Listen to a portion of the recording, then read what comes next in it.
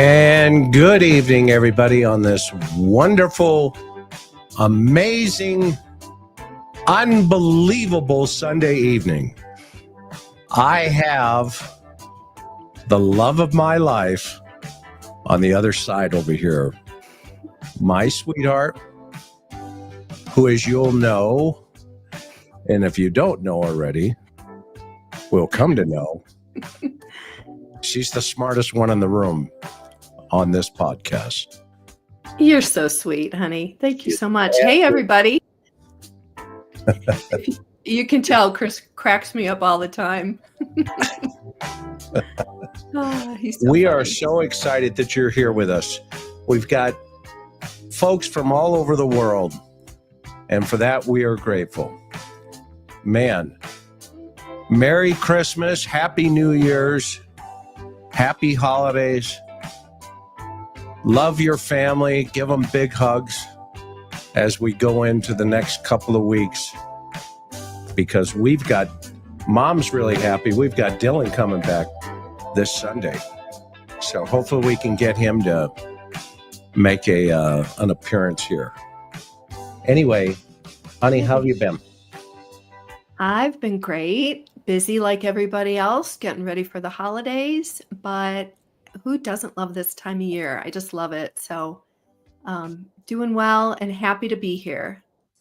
Yeah, you as everybody knows, we can't do this show without each and every one of you, and we're grateful to all of our mods, our subs, our members, our Patreon members, and of course, I believe, and I think Karen would probably second it, we have the best mods in the world, Miss Teresa M, Maui Girl, Mimi J2, Miss Sophia, and of course, Laura Waldy.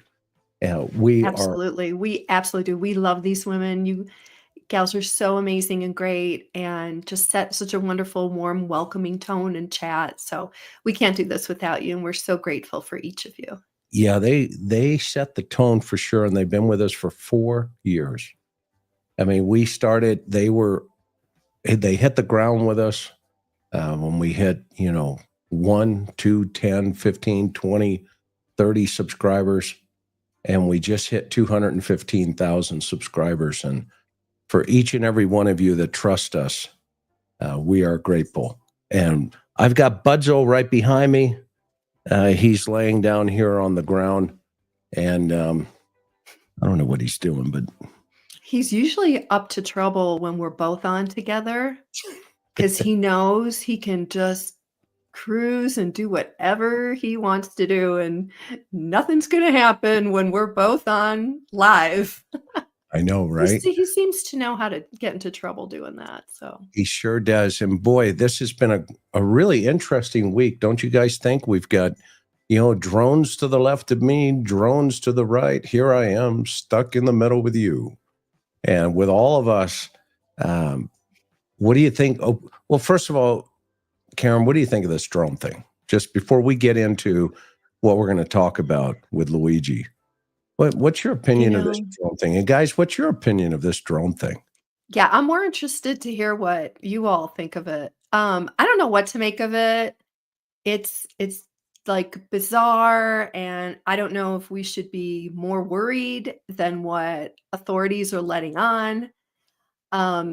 It's, it's certainly something everyone's talking about. And yeah, for people who are in New Jersey or on the East Coast, you guys probably, have, some kind of personal experience with it and definitely would have an opinion about it. When Um, when Amazon starts dropping packages with drones, um, man, we better get a handle on this one, or drones will be falling from the sky. That's for sure. Because I don't think Americans are going to put up with it much longer. You know what I mean? yeah, exactly. We just want some answers. So I've heard 10 different things like each, like all of you. So I don't really know what to think. Um, it's definitely a news story. Everyone's talking about it, and I don't know if we're going to get any answers. What do you think, Chris?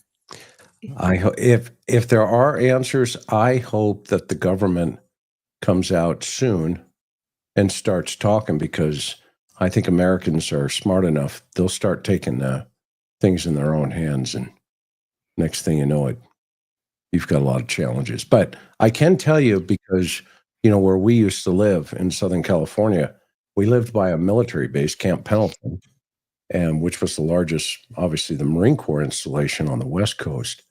And they used to do all kinds of stuff, in the evening. Never drones. I don't think I've ever experienced anything with drones. Have you, Karen?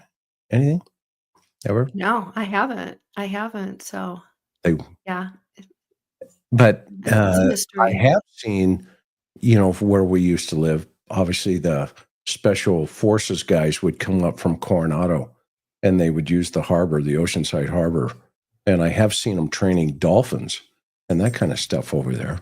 You've seen that. That's cool stuff. Yeah, I think the last time we were at the Oceanside Harbor, we saw a group of like 10 or 12 of them in their tack gear and, Oh, yeah, diving off a little boat and yeah, it was cool stuff. I mean, it was. we didn't know what the heck they were doing, but it looked pretty cool. Almost like, are they filming a movie or something? But we didn't see any cameras, so No, it was real. It was the real deal. It was. yeah. I think those guys were recon Marines from Camp Pendleton, the ones we saw. But anyway, they had these little net things on the side of these boats, and one guy had a whistle, and he'd blow that whistle, and next thing you know, what, a dolphin would come out of the water and land on that little net thing, and psh, they're off. And we're like, that's weird. Wonder what they're training dolphins to do. But come to find out, they're training them to attack divers and lay like C4 and that kind of stuff in harbor mines around, if they ever needed them around the world. So you can hear Buddy in the background. He's tearing up his toys.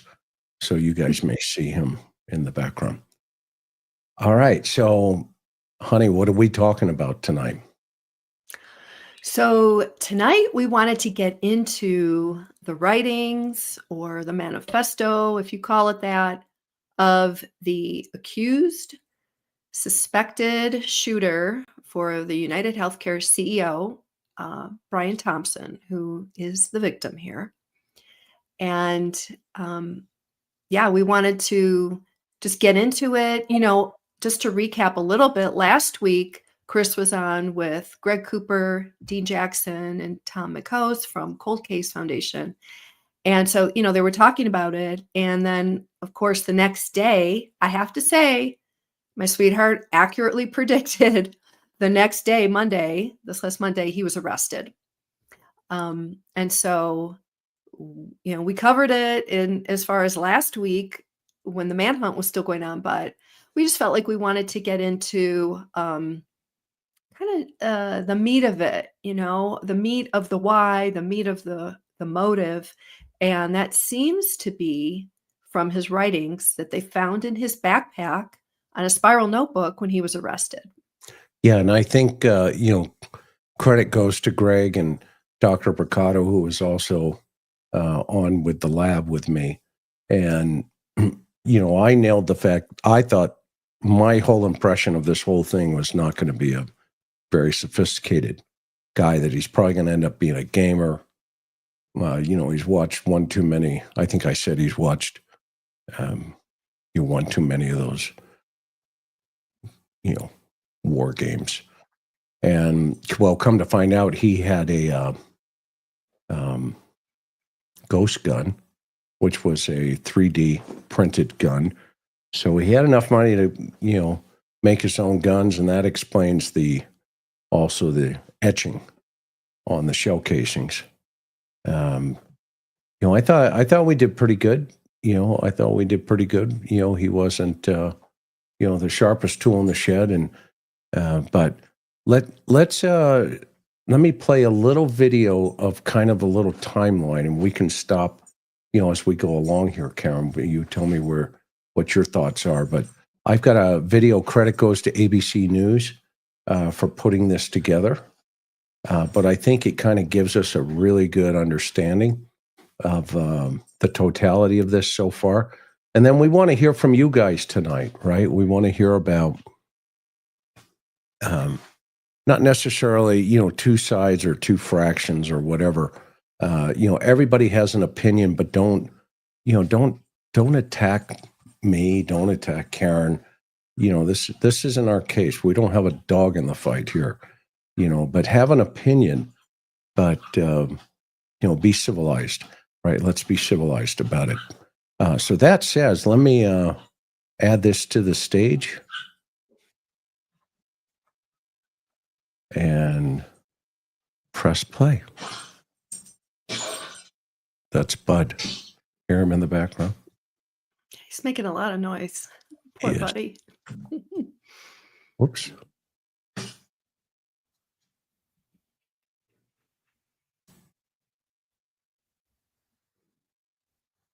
It's around 6:44 a.m. local time on December 4th in New York City. Local authorities receive a call. Gunshots fired outside the Hilton Hotel in Midtown Manhattan. Got a male shot outside of the hotel. No prescription at this time. The CEO of one of the biggest health insurers in the country was just gunned down in the middle of Manhattan in what would later be identified as a targeted hit. A manhunt is underway for the gunman who is at large, but here's what we know so far about the suspect's movement before and after the killing. It's December 4th, around 5 a.m. local time, nearly 2 hours before the shooting, and the suspect is seen outside this hostel on West 103rd Street on the Upper West Side, according to surveillance footage reviewed by local authorities. Police later released these images of the suspect, whom authorities believe is seen flirting with a desk clerk in the hostel lobbies days before the shooting. These surveillance photos show the suspect at a Starbucks sometime before the shooting. His face is partially covered. Okay. What do you think so far, Karen? What's going through your mind? And guys and gals in chat, what's going through your mind when we go through this timeline again real fast? The first thing that struck me is the fact that he chose a Starbucks, that shows that he had a habit, and that habit was very consistent, and that even though he's going to go commit a murder, he's not going to change. Leopards don't lose its spot, and it's important to recognize this, kind of like the guy who stalked Lincoln Riley. That guy went to that apartment complex that I showed a couple of weeks ago and spent about 2 hours there. So what jumped out at you about this guy initially, Karen? There's a lot of pre-incident hanging around. He was at the hostel, obviously like a little hotel, motel, at a Starbucks. So, he seemed to be spending time before he allegedly decided to do this killing. That's what I think is interesting. The time frame seems to be wide and not narrow. That's kind of what struck me at this point. Yeah, and I think this is going to be a theme tonight with Karen, what Karen's saying. So much for not supporting corporate greed, right? I think one of the ironies here is his family ends up being one of the most beneficiaries of that corporate greed, and yet he rebels against it. So, they owned many elderly care facilities, and dimes to donuts. I bet you they are pulling UnitedHealthcare insurance by the families that are checking their elderly loved ones into those facilities. Let's keep moving. The exact time of this sighting has not yet been confirmed. 6:29 a.m. A person who appears to be the suspect walks past the parking lot on West 54th Street, just 50 meters away from the site of the shooting. Now, by the way, remember we talked about DAS, the Domain Awareness System at the Real-Time Crime Center, the RTTC, in One Police Plaza in New York. And DAS was a Microsoft project that was put together by the now Commissioner Jessica Tisch about 15, almost 20 years ago. And they made a deal with Microsoft that they would establish this domain awareness system all around the city. And that corporate agreement captured this corporate killer. 6:44 a.m. The victim, 50-year-old Brian Thompson, the CEO of UnitedHealthcare, is seen walking towards the Hilton Hotel where the company's annual investors conference is set to take place. The masked gunman comes up behind Thompson and shoots him in the back. And it turns out that gun is a ghost gun, and we'll talk about that in a little bit. Karen, any thoughts so far? Just seeing something like this, there's a part of my brain that's like, doesn't want to believe it's real. Obviously, it is. We just don't see this level of cold-blooded violence on our city streets. You do in perhaps, say, the old Soviet Union or other places. I'm not saying that violence and gun violence doesn't happen. Of course it does.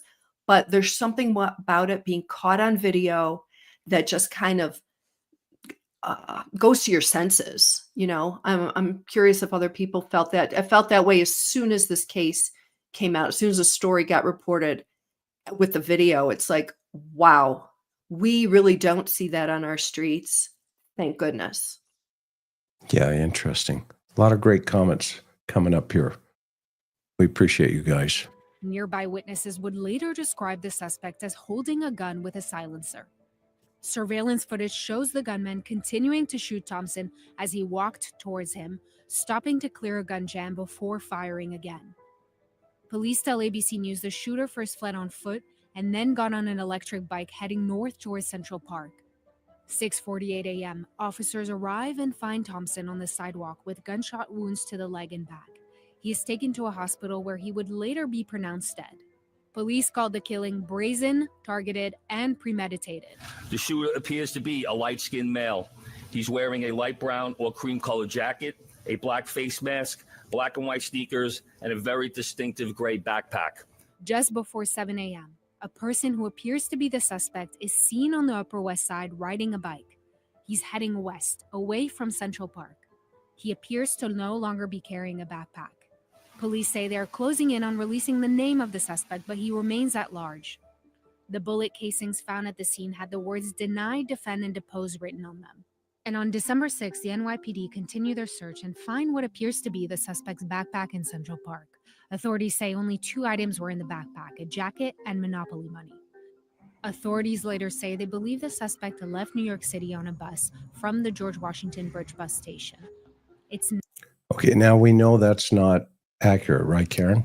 That's right, because we know that he took a train from New York City to Philadelphia, and then from Philadelphia to Pittsburgh, and then he went on to Altoona, Pennsylvania, and that's the McDonald's in Altoona where he was arrested. Okay. Redondo Beach. When I found out he has so many health issues at 26, I thought for sure he was bitten by a tick. As a kid, Lyme disease can cause mental issues and many other issues. Interesting. I did not know that about Lyme disease personally. Thank you for sharing that thought.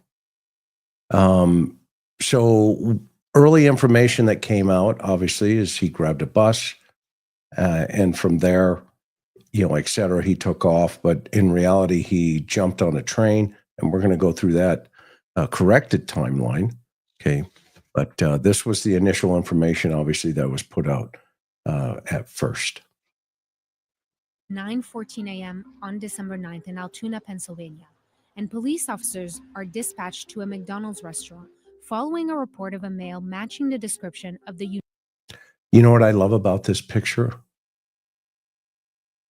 Honestly, and this is the sick cop humor in me. Oh boy. What was my nickname? What, McNuggets. he's got a McNugget in his right hand. I love Wait, this. is that what it is? How can you Yeah. tell? Look at it. United He's Health eating can't see. right there. TIR He's CEO the murders. top picture. He's eating a McNugget, and he's got his mask, and he's pulling his mask down to eat the McNugget. They used to call me McNuggets instead of McDonough. Yeah, somebody said it's a hash brown. That's kind of what I thought too. What? Can I Okay, have a we're moment? in the weeds. You can have your moment. It could be. Everybody in chat thinks it's a hash brown and not a McNugget. Okay, so all the hash the- browns, please raise your hands, and all the nuggets, please raise your hand. I don't know. Maybe you're right. Maybe it is a hash browns, and I do think it's the morning. I think it's the hash brown, it but could be a hash brown, but you know, I don't know. Okay. Anyway, I thought it was great. it was a cute comment. You're good. Okay, so he's got, he's pulling his mask down here to eat his hash brown McNugget, and I have to say, the customer who spotted him, amazing. I mean, he doesn't. I mean, it was great that he made that connection. I don't think that. I mean, he doesn't look exactly like he did in the photo. Obviously, the beanie is what's throwing it off. So kudos to. He was one of a couple of guys, older men that were interviewed that apparently go there every morning to have breakfast. And what's interesting is the call for 911. So he went to the store manager or whoever, McDonald's manager, who placed the 911 call. And now there's the whole stories about, well, who gets the reward fund? The guy who spotted him and told the manager, or the manager who calls 911? And it's interesting because they said no one's getting anything until there's a conviction. So they can sort that out, as long as this takes. But I thought that was kind of an interesting aside. Interesting. Okay, so that looks like the hash browns won. So I need some McNuggets. Anyway, here we go. He matches the description of the identification we've been looking for. He's also in possession of several items that we believe will connect him to this incident. Oh my God, that's completely untouched and an insult to the intelligence of the American people and the lived experience. Do you know who he reminds me of when he did that? Brandon Wilson. Remember Brandon Wilson in his arraignment? He was screaming. And what was interesting, I was getting on a plane and I was, headed out chasing some leads. And I was at the airport and I was watching CNN and they had his arraignment on.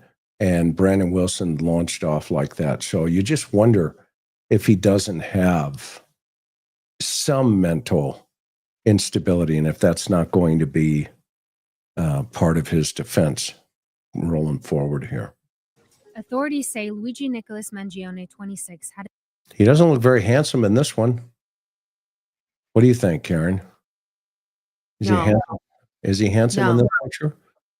The one where he's at the hostel, where he pulls his mask down. He looked like he had a great smile, and I don't know. Yeah, no, I mean, just the eyes and everything just look very, very dark, disturbed. And I never saw it to begin with, but that's just me. The gun believed to be the one used in last week's shooting, as well as writings suggesting ill will toward corporate America. He also had clothing and a mask similar to those worn by the shooter and a fraudulent New Jersey ID matching the one used to check into the Manhattan hostel. Mark Rosario. Maplewood, New Jersey. Maybe the drones are looking for him. according to authorities. Mangione is also facing charges in New York, including second-degree murder. He remains in the custody of the Pennsylvania Department of Corrections and is being held without bail.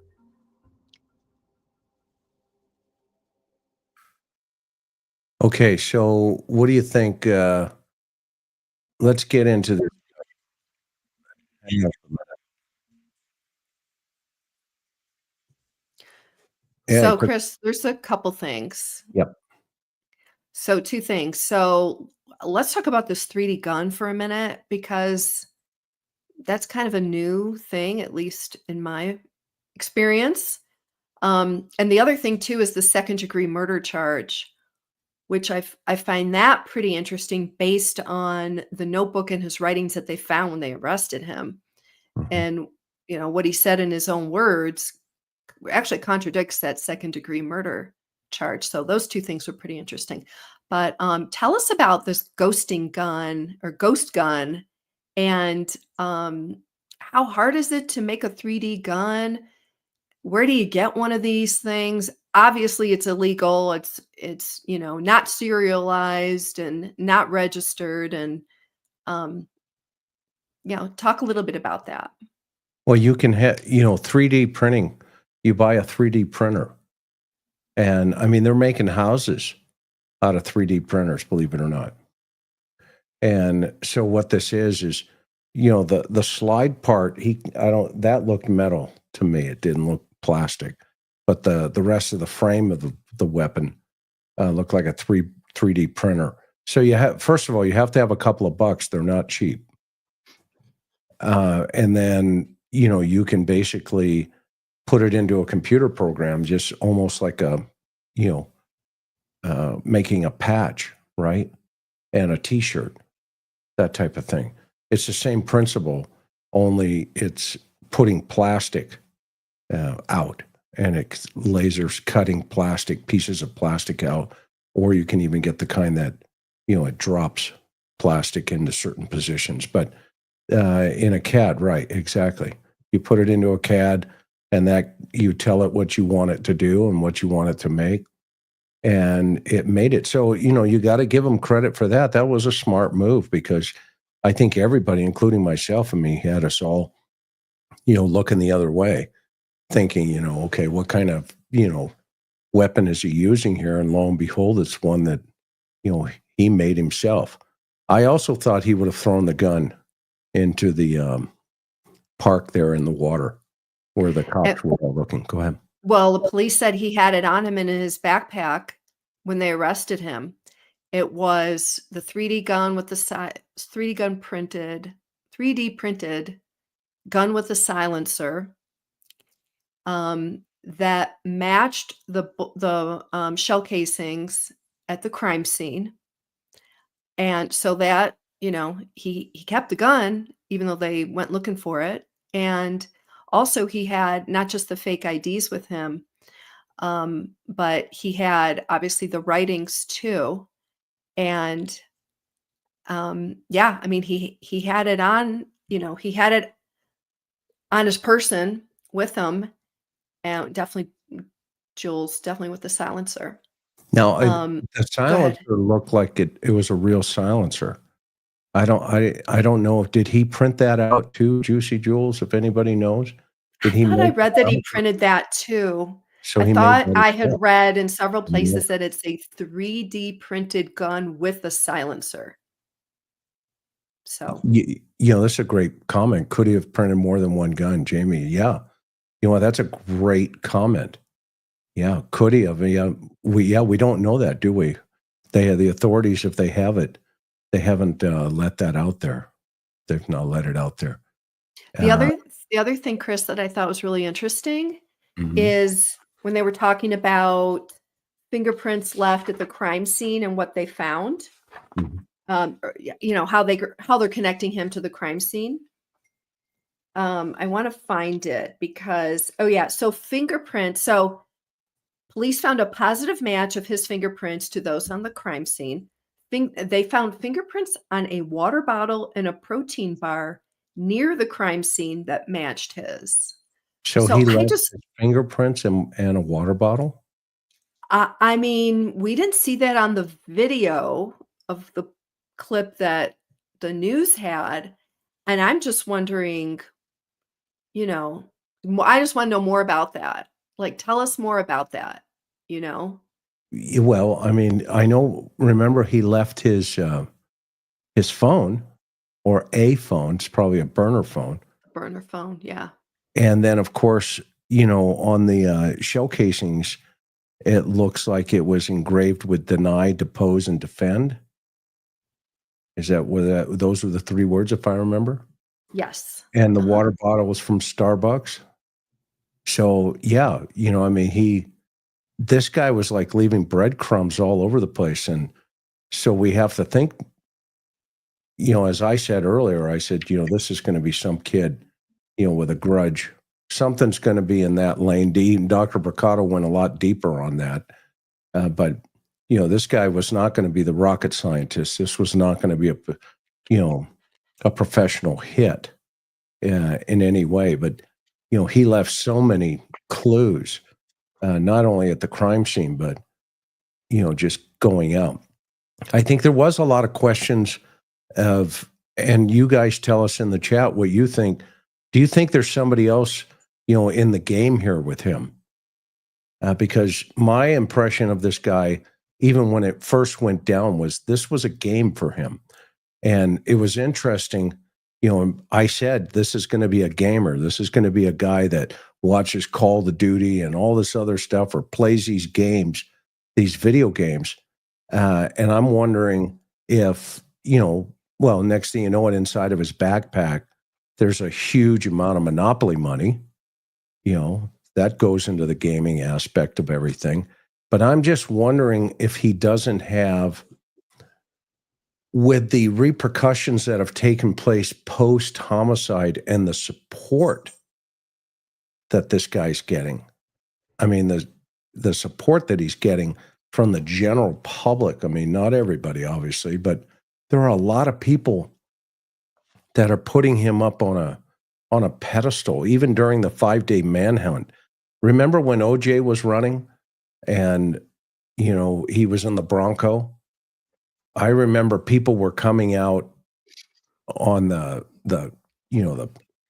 freeway overpasses. They were standing in their yards cheering and, they were watching it live and they'd come running out and, cheering him on, go, go, go, And this was kind of a similar situation where it's after the homicide versus before the homicide. It's the same in terms of after the homicide, but it's almost like this Robin Hood concept that nobody could believe because of the superstar of OJ, which recently,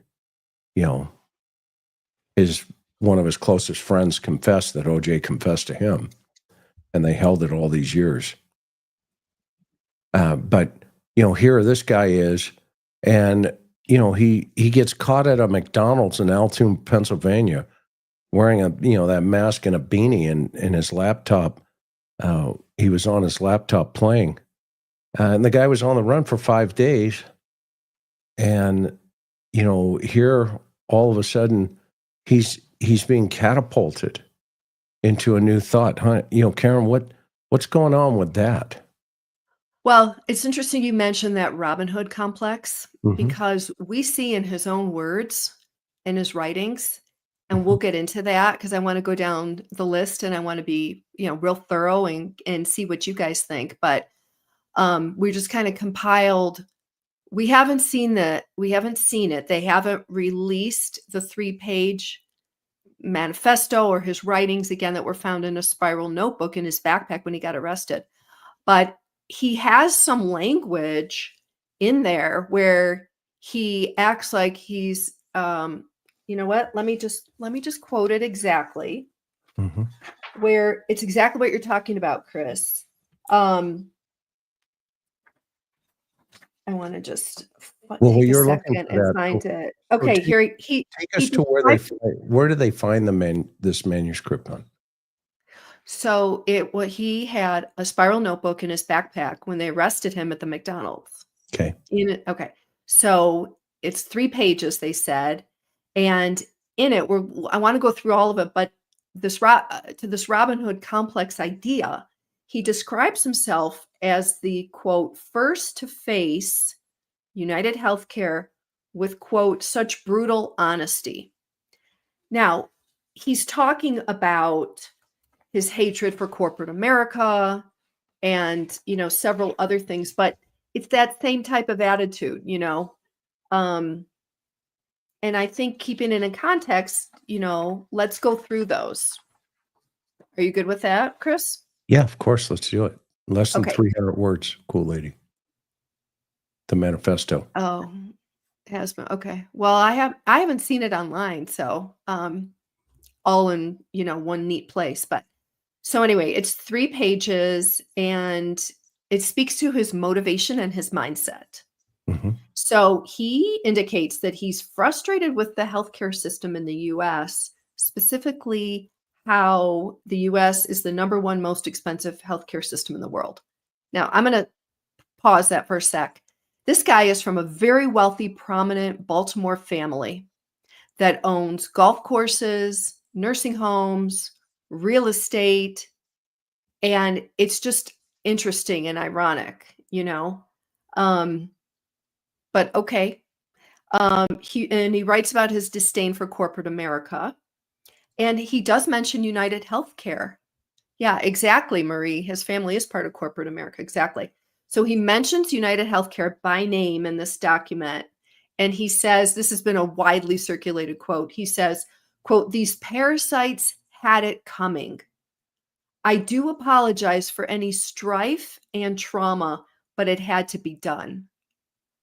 Wow. Interesting. Yeah, wow. Talk about the Robin Hood complex and a whole lot more.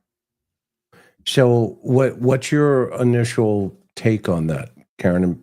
I mean, in terms of when you first read that, what was the first strike that came to you internally? I mean, it's the whole mindset of, why he allegedly did it.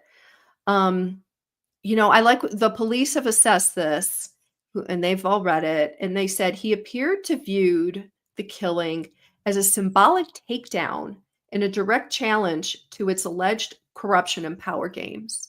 So, like, this is this guy's idea of how he's going to deal with anger towards corporate America, And as I just said, it's these, psychological complexes, right? He describes himself as the first to face UnitedHealthcare with such brutal honesty.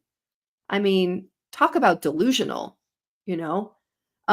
He had developed a fixation and increasing malice towards the company and talked about harming its leader for months. And some of these notebook entries go back to mid 2024, so like the summertime. Some were diary style, journal entries. He wrote about a desire also to focus on his health, himself, and find his purpose.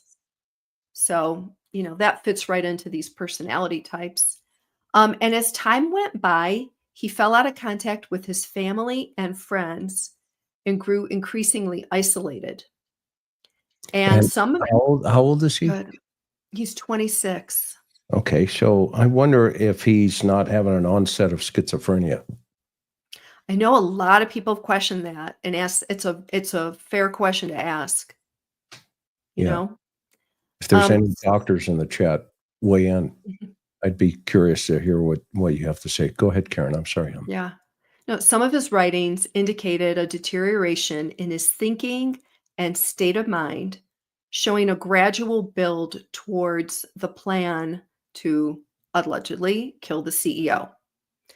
And there's one piece of this really, I mean, it's all chilling, but this is what he wrote in his notebook, according to law enforcement. Mm-hmm. He says, quote, "What do? You whack," I'm quoting him, "you whack the CEO at the annual parasitic bean counter convention," end quote. Mm-hmm. So law enforcement considers this writing a confession. And he also, this part was really interesting. I want to get your take, Chris. He also mentions the Unabomber. And the writing said, so it almost seems like he opined and thought about out loud and wrote this down, that using explosives like the Unabomber did would, quote, risk innocent people.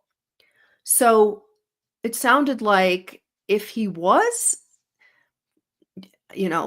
following the Unabomber, he decides it's too messy with too much collateral damage to pull off anything like the Unabomber did. I want to get your take on that piece of it, Chris. I work with schizophrenic for a living. How dare you stigmatize the disease like that? How exactly did you do that? Yeah. Qualify that, would you, there, Kai? And if you work with schizophrenics, you've never seen them commit crimes? I'll qualify it that way. I've watched hundreds of them do it. But that said, just let me know in your chat. So you got my attention. I'm good. So what was your question, Karen? This whole, I don't want to say a connection with the Unabomber, but I'm also going to add, before I let you answer that, we know that Mangione wrote a review on the book review site called Goodreads back in January, and it was a review of Ted Kaczynski. He was the Unabomber on his, it's considered the Unabomber Manifesto. Okay. And he wrote a couple of sentences of his opinion on it. So apparently there's also a mention in his 3-page manifesto writings, whatever you want to, in a reading group. He didn't select it. Okay. He mentions the Unabomber in his writings, in what they found. Although that connection doesn't seem, it doesn't seem like there's any connection at all. What's your take, Chris? Well, I think if he did try to associate mentally with Ted, I've worked with mentally disturbed murderers, serial killers. I've interviewed hundreds of them. So they don't see it as a stigmatization that they're stigmatized. They see it as they want to kill people. Yeah, I mean, it's that simple. Right. But we're not saying all of them. We're not saying all of them. And I can say Richard Tewitt is a perfect example. He's a very perfect example of who killed Stephanie Crow. It was me that came to his defense and said, hey, this guy's a schizophrenic who could not have formed the intent to kill that person. And by the way, here's the book. If anybody's interested, you can go read about it. Okay. This is a book where my name's on the cover here. Okay. With Dr. Paul Tracy. And Richard Tewitt was a schizophrenic. Okay. And I actually was one of the guys that said, he's not the guy. And they found him not guilty ultimately. But that's another show. But going back to Ted, where he isolated himself, and it looked like this guy was headed towards that isolation part, but he needed a cause, right? He needed a cause. And his cause, it sounds like at this point, right, that he was classifying corporate America as, his, fight. Almost, a lot of folks probably don't know Patty Hearst back in the day. Some might remember. Mm-hmm. Remember, she was taken captive and, Stockholm syndrome kicked in, but she was going around the country with a group, and they were committing bank robberies. But she comes from a billion-dollar family. And so if you want to kind of correlate the idea here as to how does she fall into, committing crimes, okay, ultimately, hers is a little bit different because, she was captured by the perpetrators, and then eventually she fell into the thought process. And I think that's where this kid was. I think this kid was, down with corporate America, down with my family. We had people even post elections telling their children, well, don't talk to your parents, don't talk to your grandparents, don't talk to this generation if they vote it this way or that way or whatever way. Okay. Who cares? Just love your family. Number one. Okay. Well, love your family. I don't care if they, voted for, Chevy Chase. It's irrelevant. Love your family, number one. And in this kid, he had this separation idea of something separated him. And what's interesting is to watch, this kid comes from an Ivy League graduate school at the University of Pennsylvania. He earns a bachelor's degree in software engineering. This is not, he's not the most sharpest tool in the shed, but he's not dumb. Well, he was valedictorian of his high school graduating class, and he went to an all boys prep school, an expensive prep school. So he's not, he's above average intelligence, I would say. Most people would probably agree. That's a safe bet, right? Yeah, this kid's going through to a school, $35,000 a year, high school, a $35,000 a year high school. Okay. And yet he's raging, against the man and the machine. Okay. Raging against the machine. Well, that's what Handel and Karl Marx did. Go read about Marxism. They turned society against those that provide, a job, for lack of a better term. The kid was eating at McDonald's. That's a huge corporation, billion-dollar corporation. At least go live out in the woods and hug some trees, while you're up there. Okay. So there's this whole, facade of this kid. There's a facade. He comes from a wealthy, prominent family who is in the real estate. They own country clubs, golf courses, nursing homes. And his grandparents owned, Loren Health Services, a network of 9 Maryland nursing homes. His grandparents owned it. So they were benefiting from UnitedHealthcare services. So, I'm trying to figure out, okay, well, then what's this guy's game?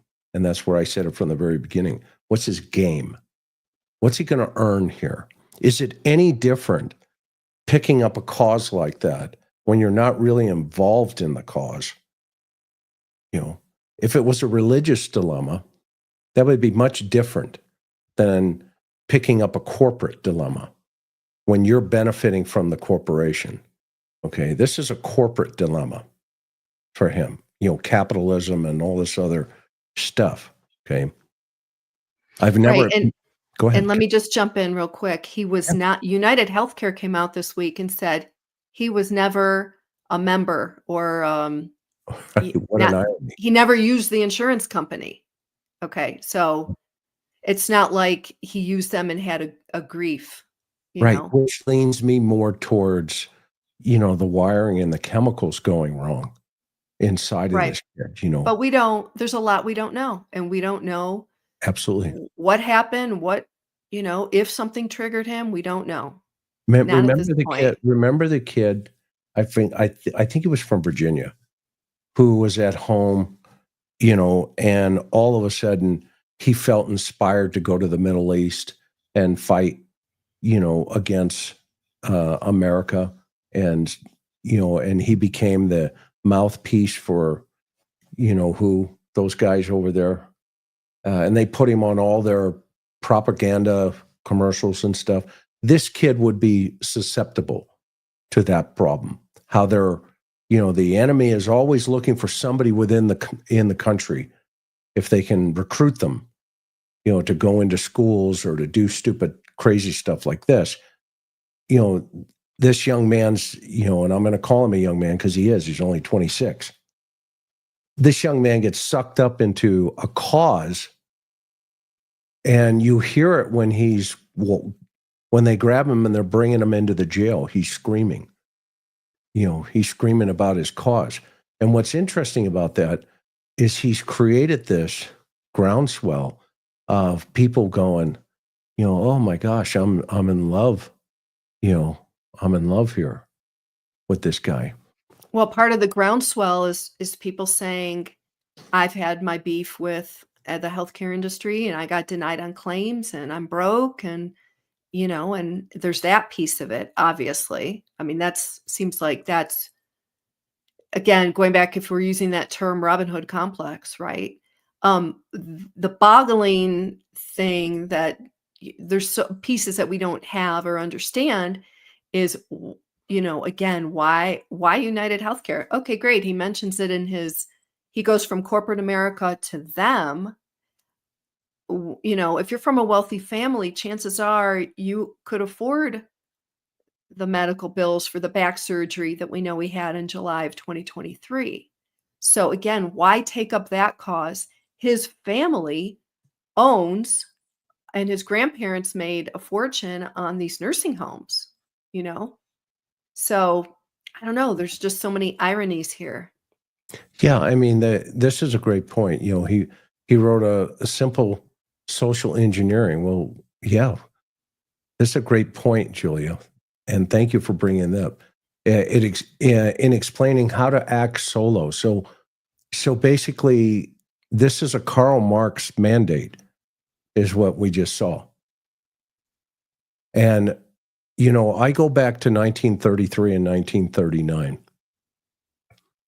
when the American troops in 1944, 1945, when they liberated Dachau, remember what they did to the communities around the concentration camps, everybody? And I just did a class up in Washington this week, and we talked about this, about how we have a shift in society, and society puts blinders up, right? Where we go, well, that Nazi's not as bad as that Nazi. Okay. And, we have this idea that presents itself about this evil intent on what to do. But what they ended up doing, after they liberated the concentration camps, they went and they got the locals and they made them remove all of the victims and bury them. And it was a sickening problem for the locals who were affected post-World War II, for the rest of their lives. And is this a situation where, this kid here, he's in a surfing community, is living over in Hawaii, he gets into a back injury, he gets a back injury, he leaves this community in Hawaii over the summer of 23, and he goes to get spinal surgery. So it prevented him, from doing normal things because he had a spinal injury, right? And all of a sudden, he was out of touch with his family. Honey, when did he go out of touch with his family? Do you recall that? His mom filed a missing persons report in November, so a month ago, with the San Francisco Police Department, and on it, she said she hadn't heard from him since July of 2024. Now, I want to make a point here. I know the media has pointed to this guy's back injury in July of 2023. There's a lot we don't know. We don't know if the back injury has anything to do with this. We don't. It's on the timeline. And he told friends, because his former roommate in Hawaii was interviewed, and I think there was another, at least another friend of his, who said He had the surgery in June or July of 2023. By the fall of that year, he communicated with a friend. A friend's like, "Well, how was your surgery?" And Luigi had sent him pictures of his X-ray, where they apparently put in screws and bolts. Again, we don't really know exactly what kind of surgery he had.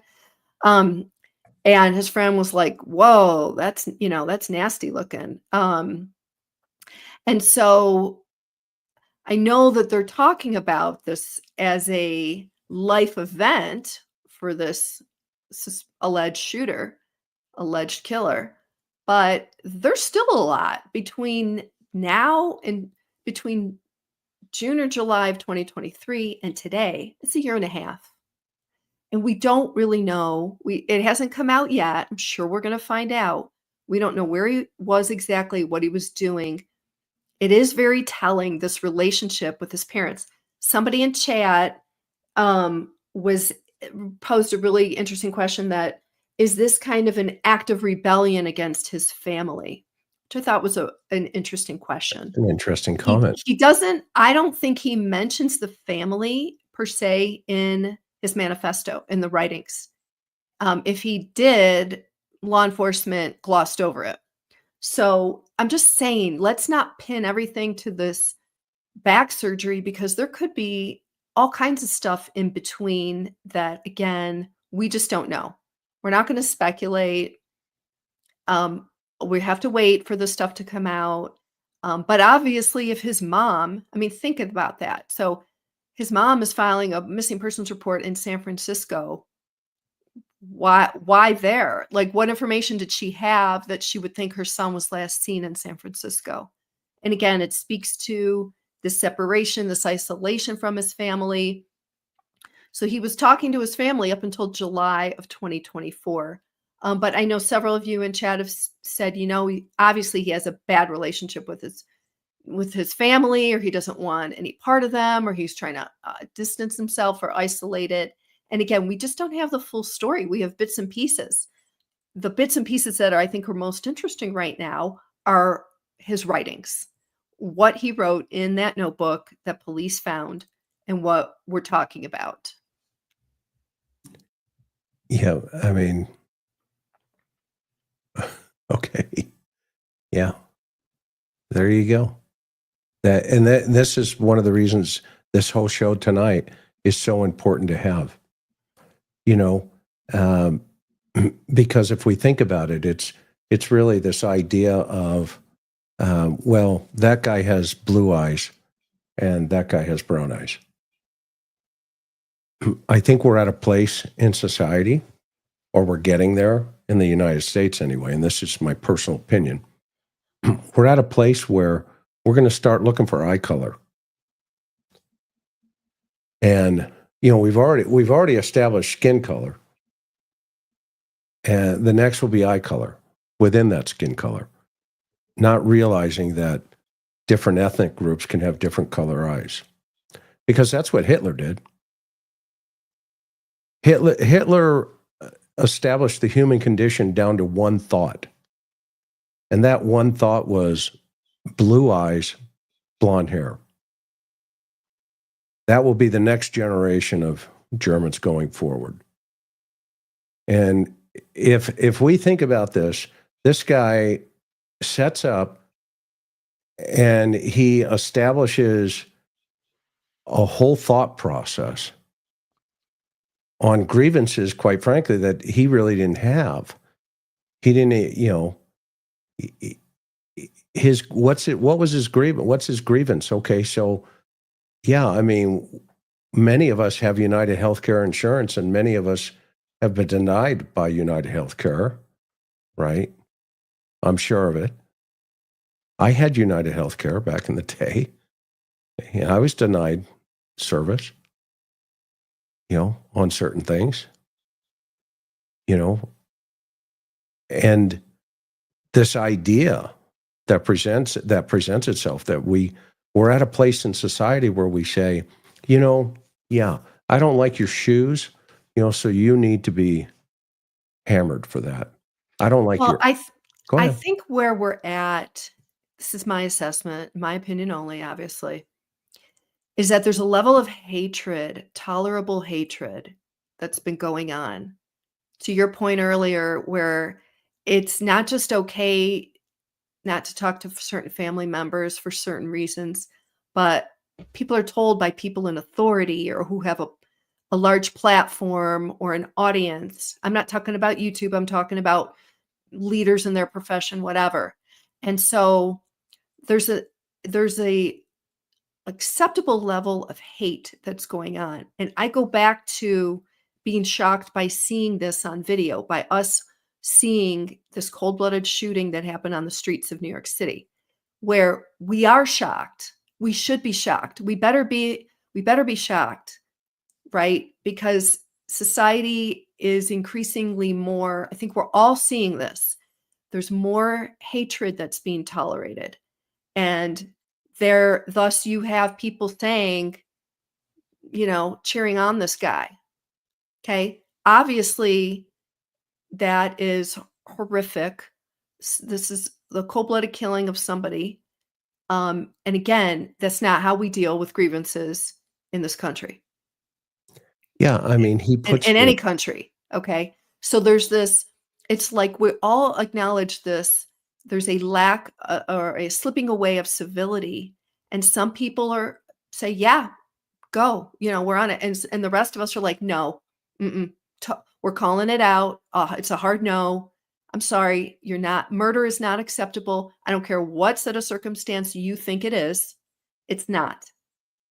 And I think that's what you're talking about, Chris. yes, exactly. This is 1939 all over again. History repeats itself throughout, many, right, hundreds of years. I mean, the collapse and the fall of the Roman Empire, and the list goes on, right? The destruction of the Alexandria Library was, remember, they burnt it down, and there were religious texts, for hundreds of years in there. So that was a religious dilemma.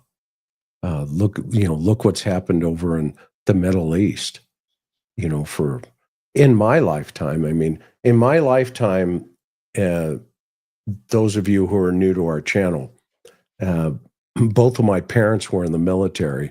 Both of my parents are buried in Arlington National Cemetery because my mother was a sergeant in the Marine Corps.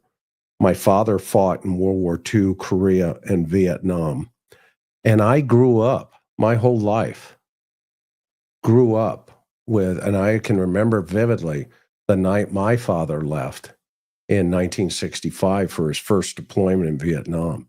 And he spent a total of 3.5 years in Vietnam. Now, not consistently, where there were 6-month tours, but he did 4 tours. And he earned his way into, unfortunately, Arlington through the Marine Corps in the Chosin Reservoir in Korea. And so I grew up as a kid with my dad constantly leaving.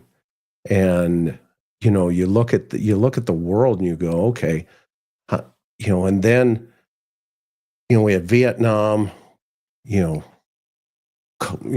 Bosnia, Kosovo, and the list just keeps going on. All these wars, even in our lifetime, in our short lifetime. Okay. And now I did a class, like I mentioned here a minute ago, and I put up on the board 58,000 equals 10 years. And I asked the class, and if any of you guys are out there listening, chime in the chat. And the question was, what does this number represent? And everybody was like, okay, we give, what is it? And I said, this was how many military personnel died in Vietnam in a 10-year conflict. And then I wrote 23,000 estimate and times 10. What does this number represent? And, everybody was kind of scratching their head. And And I said, well, go look at the FBI's Uniform Crime Information statistics about homicides in the United States. Anywhere between 18 and 23,000 a year are killed in this country. So if we multiply that times 10, that's 230,000 conservatively Americans that are killing Americans. And so I asked the question, 58,000 in a 10-year conflict of U.S. troops who are fighting to protect our liberties and our rights gave their lives in 10 years. And yet we kill 23,000 a year, 230,000 over the same amount of period as the Vietnam War. And I asked, where's the war? Where is the war? I mean, look at this kid that just was found not guilty in Manhattan, and you had activists on the street saying we need to riot because the court said he was not guilty. A jury said he's not guilty. And this kid comes from that mentality. And they're cowards. They're cowards. I mean, he says these parasites had it coming. From a kid with a privileged life. A kid with a privileged life. I mean, I wish I had his parents' money. Man, do I feel ripped off. You know, I feel a grievance because I don't own, 5 or 6 businesses getting millions of dollars, in the world. And, this right here is the most powerful tool in human history, the world. This right here, this is more dangerous. Our mouths and our words are more dangerous than any weapon in any person's hand.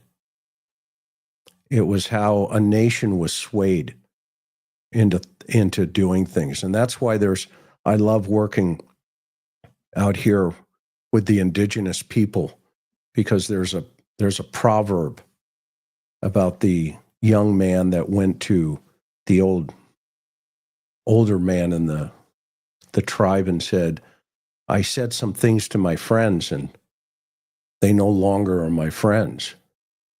And he said, well, what did you say? And he tells him. He said, and he gives him this whole diatribe of, what happened. And he goes, oh, I see. And he handed him a bag. And in the bag were all these eagle feathers. He says, okay. He says, I want you to go to all your friends and place a feather in front of each one of them and tell them you're sorry. He said, okay. And so the young boy goes and does all of this and comes back and he says, well, there were many that weren't home that could have received my apology. He says, oh.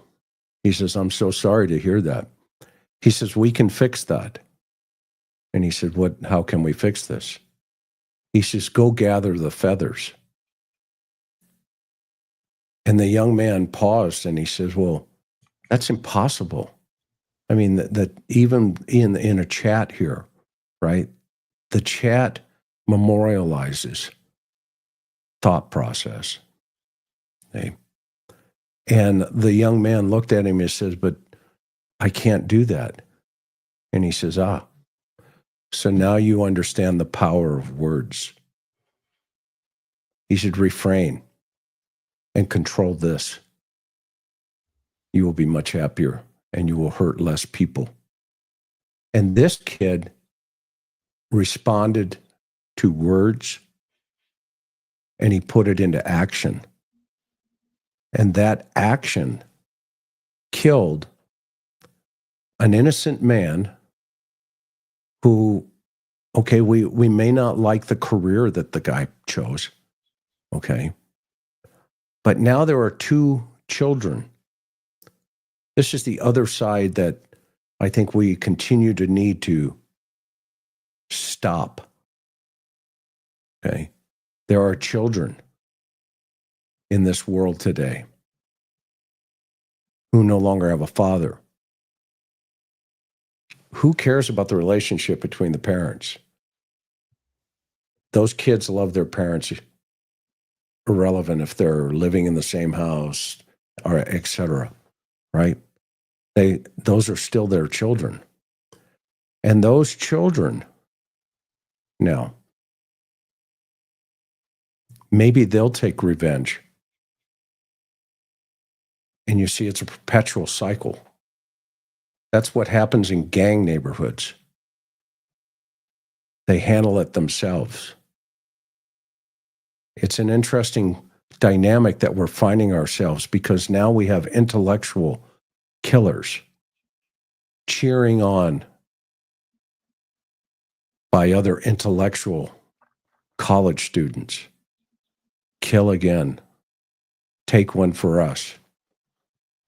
Well, maybe you'll do it one day if you're listening and you're circling the wagons. Circling the wagons for this kid. Maybe he represents your cause. But what is your cause? What's your cause? What's the cause? Karen, what's this guy's cause? He says, I apologize for strife and trauma, but it has to be done. What? There is no cause. Yeah. There is no cause. Yeah. There isn't. Okay. He's a pretzel boy. Go ahead. Well, and again, I think people can look at this and say, look, this kid had a life of privilege from wealth. Take up a cause, but killing is not the way to do it, right? Yeah. Think just for a second. And again, I know this is way off of law enforcement, true crime, and criminal justice. Okay. This is just a human thought here. What if whatever his cause, what if he said, you know what? I'm going to use my wealth, my family's prominence, and I'm going to do something good. Because that's a choice too. If evil is a choice, so is good. So we're at a time where, like I've always said, and I always say it on these, we hear these cases when couples want a divorce or the woman wants out, and it's like, a lot of times it's the husband, not always, but why is murder an option? I always ask this question as a journalist, like, what gets a person to a place where murder is the option, right? And a ton of you in chat, right? All these cases, we can name a ton of them. Why don't they just get a divorce, right? Just go your separate ways. It's painful, get a divorce. You don't have to kill your spouse. When murder is on the table as an option, we've lost all civility. Thank you, Bo Peep. And we're seeing it more and more. We are. Now, I get it. We have social media that amplifies news stories, but we're seeing a lot more of these cases. When murder's an option, then something's really off and wrong. And when society doesn't recognize that, we do, right? When we obviously recognize right and wrong, when society doesn't recognize it and they're cheering on somebody who decided that murder was the option, it's sick, it's wrong, and it needs to be called out, because it's the only thing we can do. If we do stay silent and don't say anything, arguably, where are we helping perpetuate it? Well, I don't know. We just didn't do what was right. Again, when murder is the option, right, add in narcissism and greed and all this other stuff, we're in big trouble. And that's why we keep seeing, true crime. Unfortunately, there's a never-ending stream of true crime cases. Why? Yeah, and to answer this, baby kisses, in your opinion, is the death penalty wrong? I don't have an opinion. That's up to a jury. Well, it's up to each state, first of all. This is how I would answer that. Each state has decided whether they want to have the death penalty or not. And so, depending on what state you're in, the people elect officials, and the officials in the state legislatures pass the laws. Yep. In New York, in the state of New York, they did away with the death penalty in 2004. So It's not on the table. Yeah, it is a battle of good and evil. And what's interesting, are we calling evil good and good evil? Right? As are we fulfilling what the writers of the books, ever learning and never coming to a knowledge of the truth? Timothy chapter 3. And because here the police say, after they assessed his writing, that he appeared to view the targeted killing as a symbolic takedown and a direct challenge to its alleged corruption and power games. This is a really interesting statement from the police. Mangione described himself as the first to face, as Karen said, UnitedHealthcare with such brutal honesty. So those are his words. Those are his words. Yeah. He considers himself a martyr. I mean, he hasn't, he's still alive. He hasn't unalived, but he's certainly Robin Hood complex or whatever, whatever word you want to use there. So again, go ahead. No, my apology. No, I'm just saying that you can fight for causes. People have for centuries. But again, in choosing killing, it should never be on the table. And if it is, something bad happened. And that's what I'm saying. We don't know. We don't know yet. We don't have all the pieces. I'm sure we're going to find out. One of the pieces of this that we had mentioned earlier, Chris, I want to get your take, is he's being charged with second-degree murder in New York. But clearly, according to his writings, this was a premeditated idea. So it's going to be interesting to see how that plays out, whether that sticks, whether they change the charges. He hasn't been extradited yet.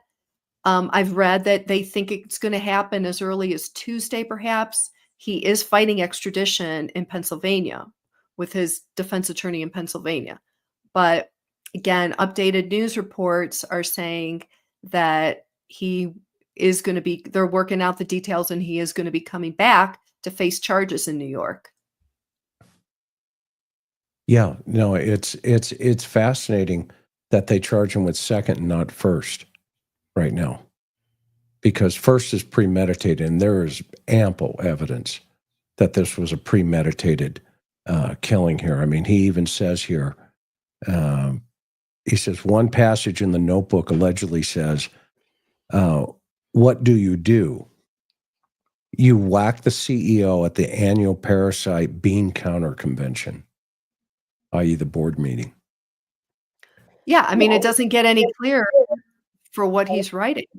But again, we can have a larger discussion on why the heck is that even an option for a cause you're taking up?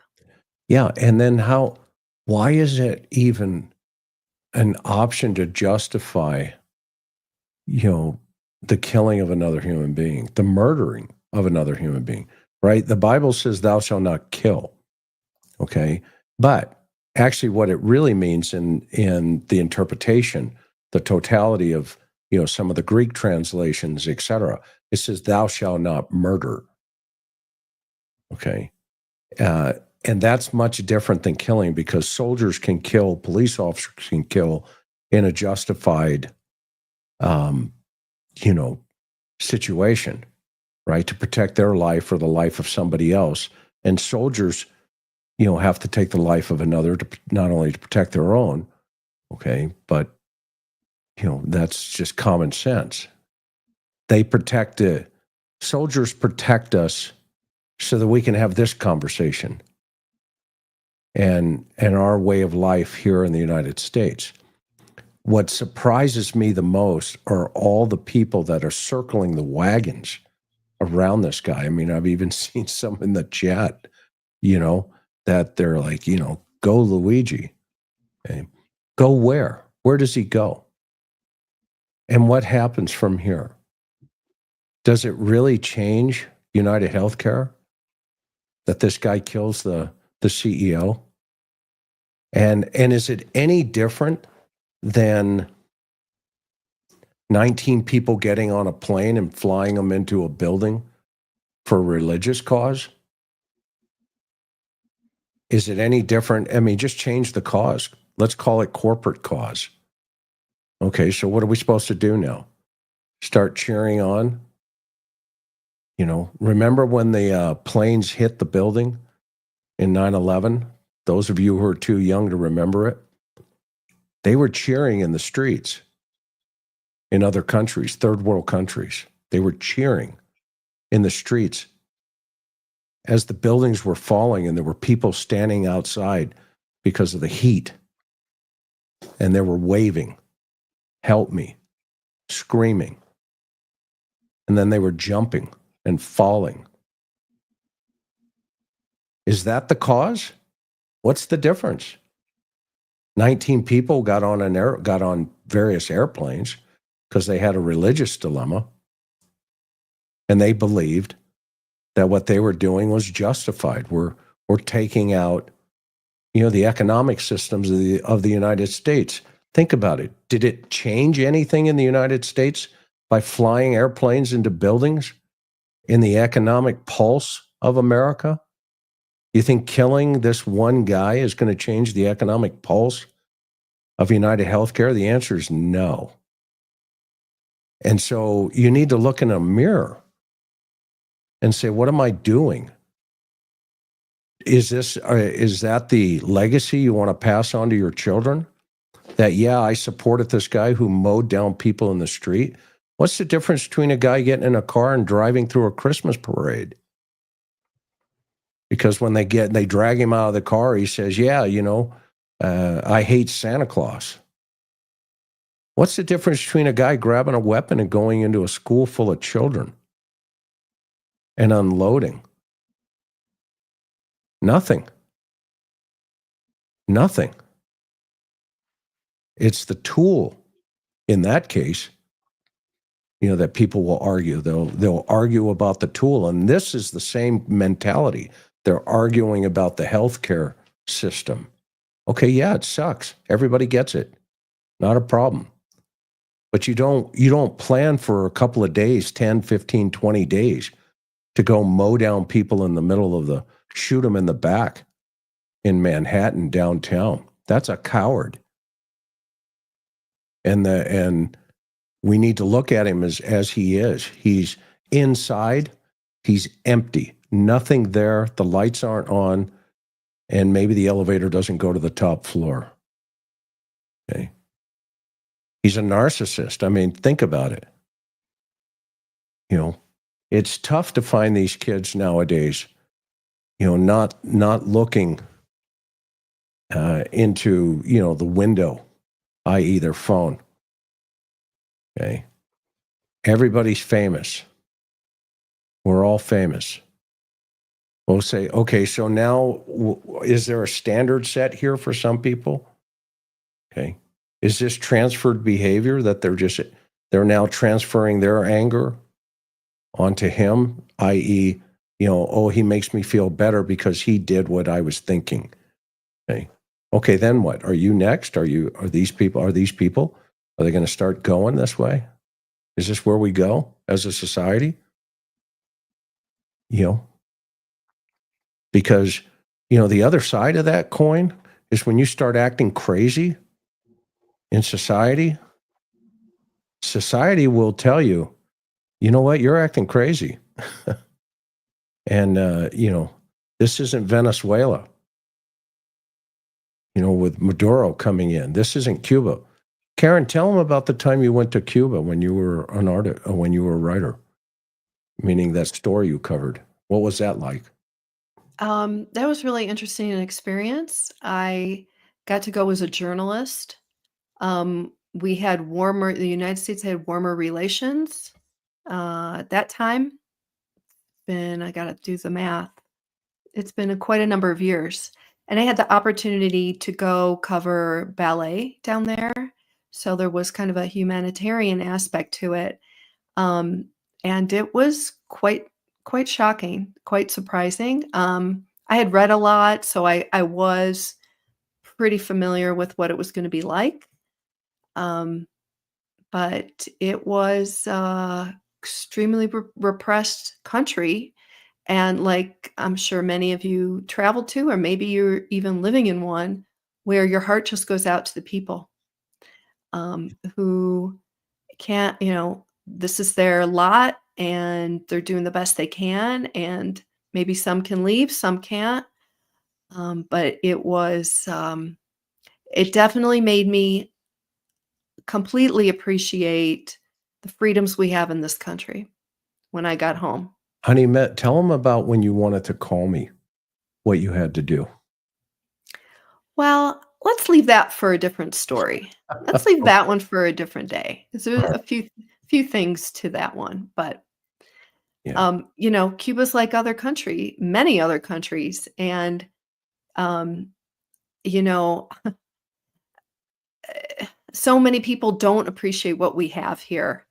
I'm going to say the way we educate our younger generation in this country, it's the opposite. They're completely entitled and they don't appreciate what the U.S. Constitution affords them.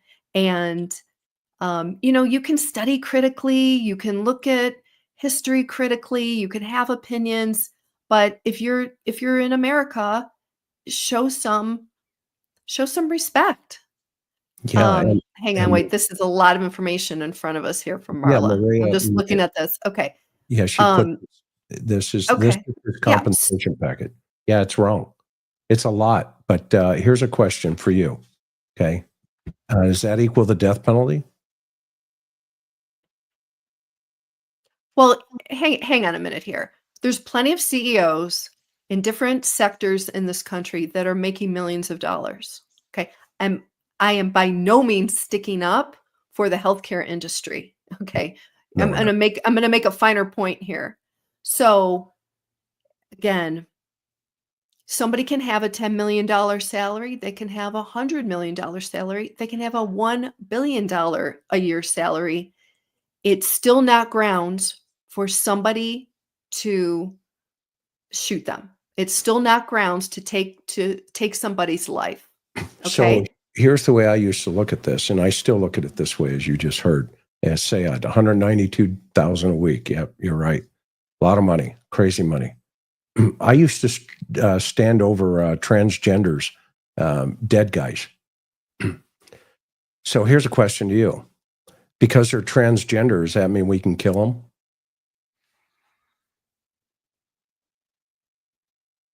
If somebody's a prostitute and they're murdered, does that mean because they're prostitutes we can take their lives? I mean, isn't that CEO kind of a prostitute in terms of you, based on your definition there of all the money that he's getting or got, past tense? It's kind of prostitution, isn't it? In a way. What's the difference? And did he deserve the death penalty? That's the question in my mind. To me, he didn't deserve the death penalty. And that's just, my opinion. Okay. But it doesn't matter. It does not matter. Have we lost our civility as human beings that we can't think of the value, of the value of life? Well, why do we have to do a comparative analysis in relationship to why that person has more than the other person? That's just, Chris, go ahead. put up Laura quickly comment. It's a wonderful comment. Where is it? She says, "We aren't God." Yeah, great point. Okay. That is a great point. And I think that this is really what we're talking about here. We are not the arbiters of who lives and who doesn't. I'm sorry. It just doesn't work that way. And for people who think it does, you change your thinking. Okay. We are not God. We don't, when a society gets to that point that we think that we are, major red flags. Yeah, don't massive have to pay change fees has for to not happen. paying prostitutes. You have to buy health insurance. Yeah, well, that's a government mandate. So your argument's hollow there, Courtney. And if you do want to prostitute, you do have to pay. Okay, or else you're going to have a problem. Okay, let me take this conversation just a little bit. Let's lift it up a tiny bit. Okay, if we all don't like the way the healthcare system is in this country, okay, if we have a beef against big pharma, okay, or whatever, okay, go down the list. Have an opinion, speak out, but do it in a productive way. As to Chris's point, it's not productive gunning somebody down on the street. It's inhumane, it's evil, and it's unacceptable in a civil society. Okay?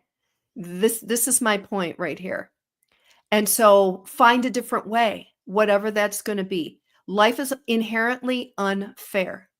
It just is. Okay? Bad things happen to good people. We know that. Okay? We're all in the true crime community. Of course, bad things happen to good people. We hate it. We don't like it. We can't change things. You guys come here. We talk about it.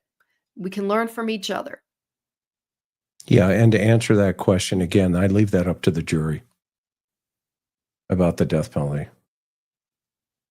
You know, that's their decision. It's not mine, nor is it Karen's at all. Yeah, exactly. But we do. I mean, think about it this way: don't you have car insurance? You know, why do you have car insurance? Yeah, that's a government mandate. Why and why do you shop your car insurance? Just out of curiosity, asking for a friend.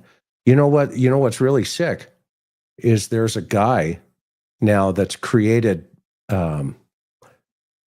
cards, playing cards, with CEOs' pictures on it as the next targets. That was a story. There's a story that came out today about that. Is that really where we are as a civil society? Where, you know, we talk about love, we talk about taking care of each other, you know, on both sides of the spectrum in terms of decisions, right? Who does what, okay? But then we cheer on a guy that has just mowed down an innocent man with 2 children in the middle of the street, and we say, well, yeah, that's because he makes too much money. Okay. Do you see, you know, from the other side of the conversation, does anybody see from the other side where that's a problem? Right? Where that's a problem? You know, if we have a problem like Redondo Beach says, contact your rep. Go in there and say, hey, I don't like this. Okay. Well, there's a lot of other things we can do depending on what the subject is, right? We can get involved locally in whether it's a local community, town council, school board, whatever. I mean, there's a lot of different ways that people have in civil society expressed opinions, gone in, wanted to help make change and do something for the better. And, you know, we can be creative and come up with that. And I don't think, I see both sides doesn't mean I agree. That's a great point. That's fair. Yeah. Fair. You know, we're making a point, a larger point of obviously, again, taking someone's life when you disagree with, you don't like how much money they make, or if you think they're in a sleazy profession or whatever it is, violence is never the answer. It hasn't been. And that's been a hallmark of the United States for decades, centuries. Okay. That's why people say, well, that happens in banana republics. It doesn't happen here.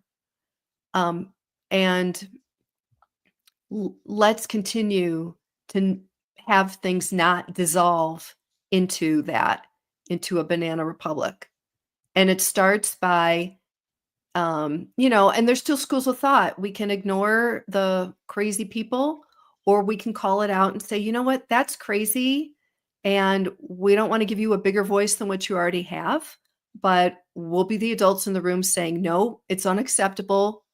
Violence is not acceptable. Yeah, I like to keep my arguments simple because some people can't follow the bouncing ball. I've lived a little life.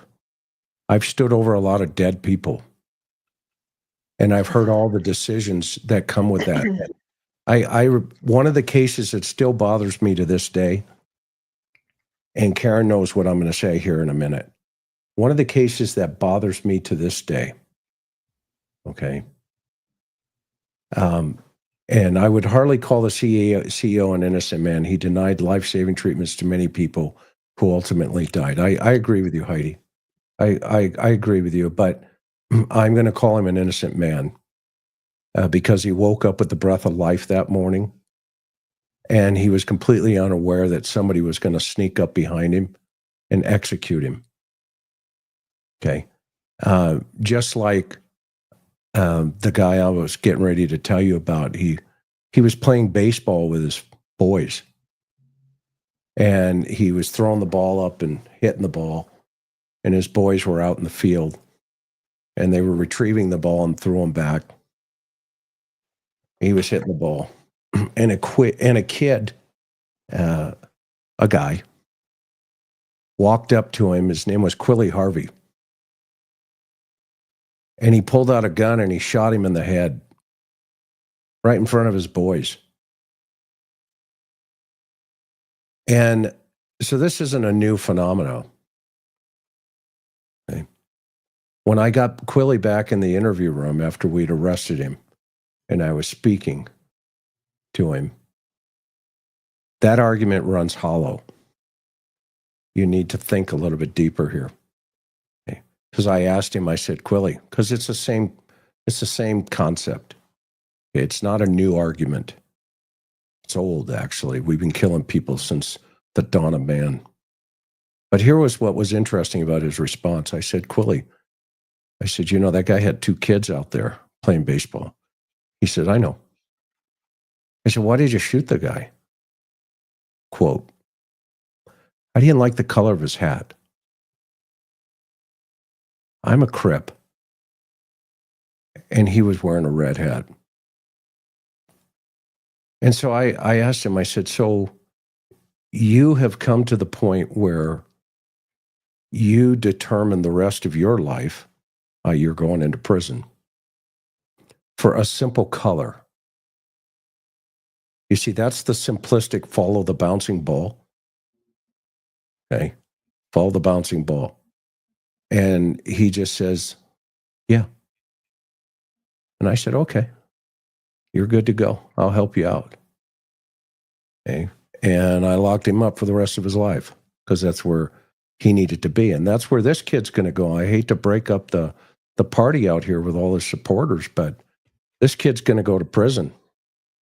And no deposit, no return. And by the way, he's not going to collect $200 because he's never going to pass go again with all the monopoly money inside of his bag. Okay. He's gonna go out and, you know, all the other people can come out and say whatever they want to say, but all you're doing is showing who you are. It's not about him. It's really about you and the reflection with inside of a mirror and the fact that this guy was shot in the back by a coward, at least, have him turn around. Even Billy the Kid had him turn around, but I guess it's not the way it is with some of these kids nowadays, or because that's what he is. He's a kid. He's 26 years old. He's just thrown away the rest of his life. And so what? So he gets, more followers on Instagram. Is that where we're at here? He gets a TikTok following, Instagram or whatever, Facebook. He gets more numbers. Does he get more numbers here? Maybe I'll lose a couple because of this, but I still wake up tomorrow and I'll have a great day. Life goes on. Because what people forget, there's 1 billion videos a month that are uploaded onto YouTube. So I love the kind of comments that says, I'm done. I'm not going to be here anymore. See you later. You know what? I end up picking up like 50 more the next day. And so it's just like this sifting process that takes place. And that's what this kid's looking for. He's looking for you to sift yourself. in society. You're sifting yourself from society, and society is not out of control. We're not out of control like this, and it's going to be an interesting time for this kid, and it's going to be an interesting time for his supporters, just like Kohberger supporters. It's going to be an interesting. You never hear about them after they're found guilty. Like Chad Daybell and Lori. Everybody was like, oh, go first on half and half, right? And then all of a sudden they're found guilty and they go, oh, I guess I was wrong. Yeah, you'll be wrong on this one too. By the way, just giving you a heads up for a friend, because this guy isolated himself from his friends and his families. He doesn't care about you. He cares less. Yeah, isn't that the irony? He doesn't care about the people who are supporting him. Yeah, exactly. He could care 100% less for all of his supporters.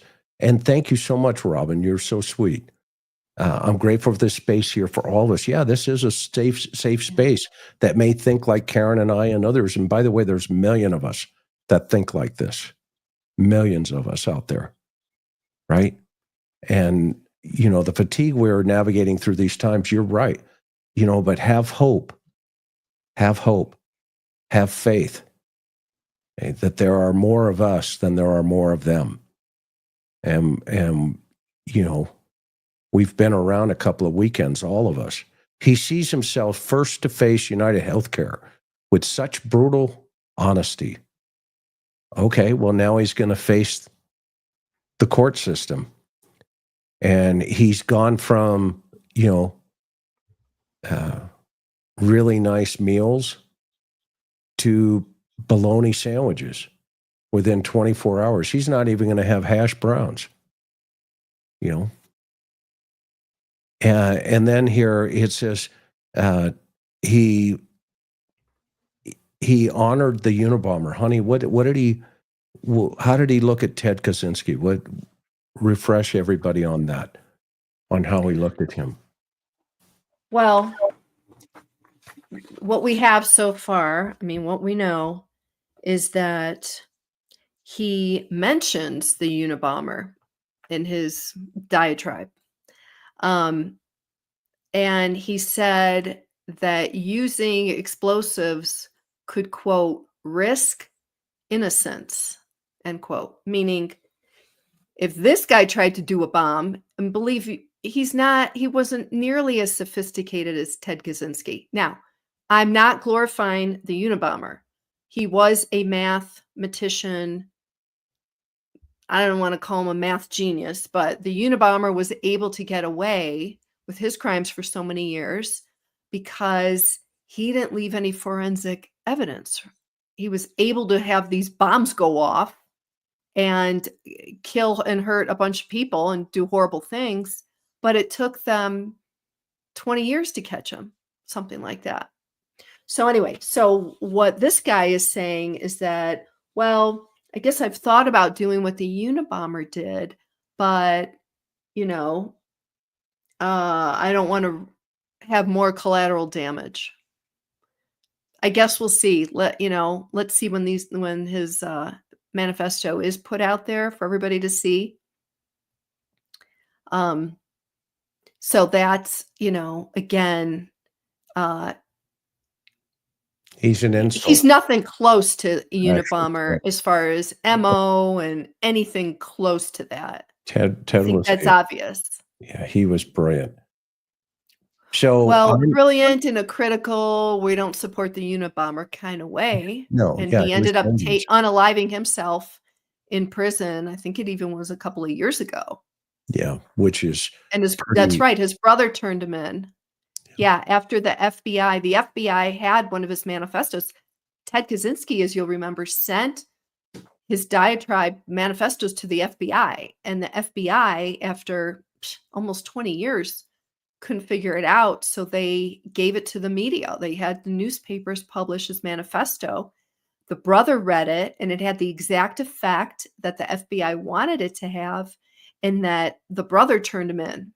Long story short, his brother recognized the Diatribe Manifesto and turned in Ted Kaczynski. Oh, thank you, Lori. We appreciate you. So if folks haven't read A Man's Search for Meaning by Dr. Viktor Frankl, I want to close tonight with just some thought process from that particular book. And if you're not familiar with him, he was arrested and put into the concentration camp system, ultimately ending up in Auschwitz.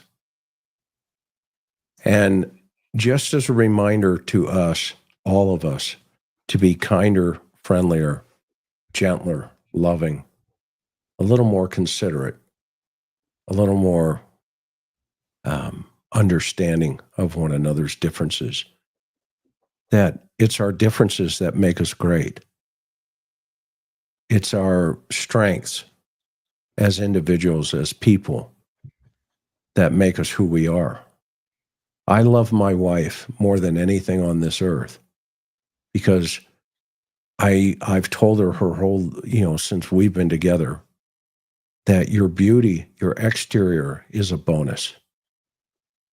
But internally, she is beautiful.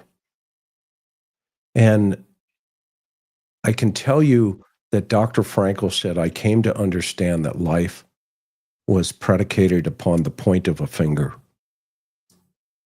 And he talks about his experiences in the concentration camps. And one of the most amazing stories that he talks about was a woman who had spent 3 or 4 years in the same position on railroad ties in one of the Quonset huts. And she was up against the wall for these years. And every winter he would talk to her. And he tells the story of it was just a matter of time. It was a matter of time. And in one of the stories that he shares, and I'm paraphrasing it, he talks about a very small hole in the Quonset hut. And that the springtime had come. And so as he was walking by her, he catches a glimpse of her, and she's looking through the hole of the Quonset hut. And she turns and she goes, Victor. And he, is a little startled, and he looks back and he goes, yes. And she goes, look, come see. He's back. And the curiosity that caught Dr. Frankl was, he climbed up there over other folks that were laying on the railroad ties as well. And he says, who? And she goes, him, look. And he looks through this hole of this Quonset hut, and there's a single tree in the distance with a single leaf. Spring had come. Life had been given again. The greatest gift we have is life. Second unto that is the ability to choose. What do we choose to do with it? It's up to us. Let's not choose to celebrate death, because he talks about the worst day of his time in the concentration camps was when he had to remove her body after she had passed on. She lived for years in that position to see a single leaf. Let's not complain. I mean, we can, of course. Life is not fair. It's unjust. We all know that. But it's also not as bad as this kid made it out to be. He had it all going for him, and he was selfish. That was the most selfish act a human being could ever do, is taking the life of another. It's very, very wrong. And for our society not to accept that and see that for what it is. It tells us a lot about where we're headed. I don't ever want to be that woman laying on my side looking through a hole in a Quonset hut. God bless them. But I hope we don't get so angry at one another in a society that we create circumstances that created that circumstance. Look at the hate that goes on the university campuses against our brothers and sisters in this world. Who cares what religion they are? Who cares, where they come from? Let's just take care of each other. I think we need to get back to that in America and talk to our neighbors instead of talking to our phones. We get back to civility and things change, and these kids like this, they don't evolve. They don't become. They have no foundation because there's nothing there. Sweetheart, any closing words from you?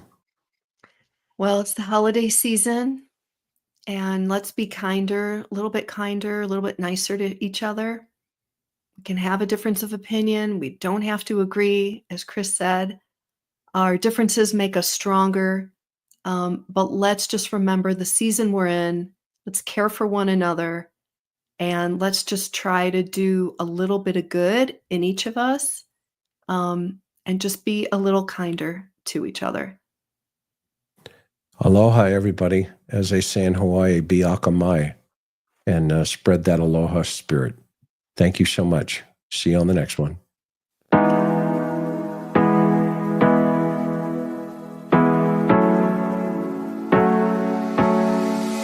Hard working every day, I'm stressed out 24/7, babe. No timeouts, wish we could fly away. You and I go to our favorite place. Oh yeah, make special memories together. I'll be your company now and forever. I say we fly away, you and me, go to our favorite place. Feeling the sun on my face in Hawaii. With you, Hawaii. With you, Hawaii. With you, Hawaii. I need a summer breeze, some fresh air to put my mind at ease. No cares. You wanna come with me? Me and you go to our favorite tree. Are you ready now? We jump on a plane now. We're taking away. Yeah, we're taking away. Don't hesitate now. We're taking away. Yeah, we're taking away. We'll never come down. We're going away. Yeah, we're going away. You and me. Feeling the sun on my face in a while.